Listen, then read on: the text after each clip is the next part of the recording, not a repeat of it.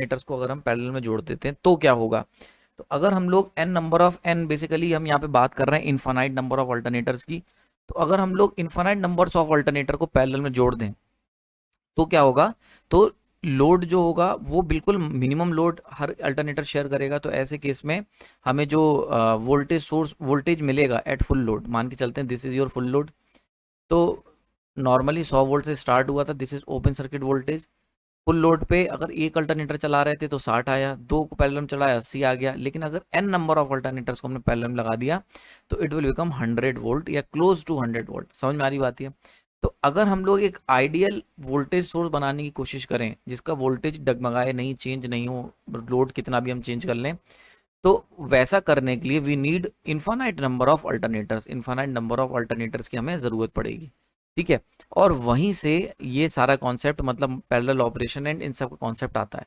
तो N number of alternators अगर हम पैरेलल में जोड़ देते हैं तो हमें क्या होगा, आइडियल वोल्टेज सोर्स मिलने लग जाएगा। तो यही जो कॉन्सेप्ट था कि कितने नंबर जोड़ें, तो मैंने बताया आपको ना इन्फानाइट नंबर ऑफ अल्टरनेटर्स को हमें जोड़ना पड़ेगा, यहीं से नाम पड़ा इन्फानाइट बस बार। तो ये जो आप लोग पावर सिस्टम में हर बार पढ़ते हो कि हमने एक अपना अल्टरनेटर्स है या एक मोटर है, उसको हमने क्या करा, एक अल्टरनेटर है मोटर को इन्फानाइट बस बार से जोड़ दिया है। तो इन्फानाइट बस बार बेसिकली क्या है कि N number of alternators parallel में ऑपरेट कर रहे हैं।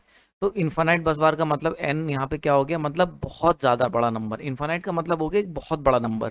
तो बहुत बड़ा नंबर अगर ऑपरेट करेगा तो उससे दो चीज़ें होती हैं, एक तो फ्रिक्वेंसी आपकी कांस्टेंट रहेगी, तो इसीलिए जो इन्फानाइट बस बार अगर कहीं लिखा हुआ है कि एक इन्फानाइट बस बार जा रही है और उससे हम अल्टरनेटर या कोई मशीन अपनी कनेक्ट कर रहे हैं, तो याद रखो इस इन्फानाइट बस बार की दो चीज़ें इसको इन्फानाइट बस बार बनाएंगी। एक तो कांस्टेंट फ्रिक्वेंसी रहेगी, अगर इन्फानाइट बस बार लिख गया तो कांस्टेंट फ्रिक्वेंसी।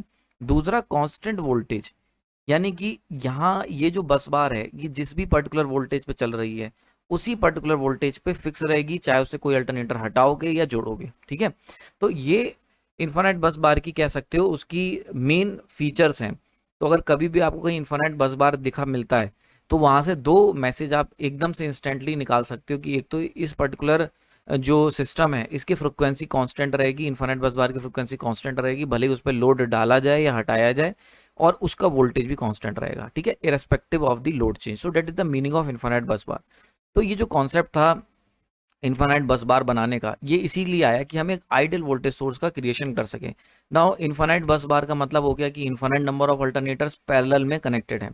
तो यहाँ से दो तीन चीज़ें निकल के आएँ कि एक तो हमें बहुत बड़े number N number of alternators parallel में चलाने पड़ेंगे, तब जाके इन्फानाइट बस बार बनेगी। दूसरी बात ये समझ में आया कि इसको हम लोग कैसे प्रैक्टिकली अप्लाई कर सकते हैं, कैसे बना सकते हैं। तो इसके लिए मल्टीपल अल्टरनेटर्स जोड़े गए हैं पैरेलल में। ठीक है, तो जैसे कि मान के चलते हैं फॉर एग्जांपल अगर इंडिया की बात करूं मैं, तो इंडिया में